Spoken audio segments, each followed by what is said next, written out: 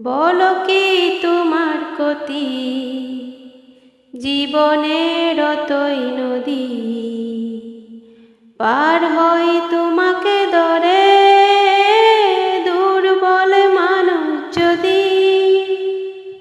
বলো কি তোমার ক্ষতি, জীবনের অতই নদী পার হই তোমাকে ধরে, দুর্বল মানুষ যদি।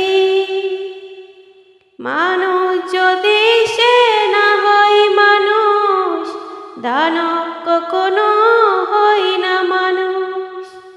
মানুষ যদি সে না হয় মানুষ, দানব কখনো হয় না মানুষ।